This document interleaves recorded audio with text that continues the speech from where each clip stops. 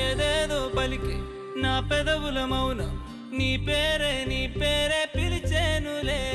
నీ పిచ్చితోనే అల్లాడే ప్రాణం నిన్నేలే తలచేను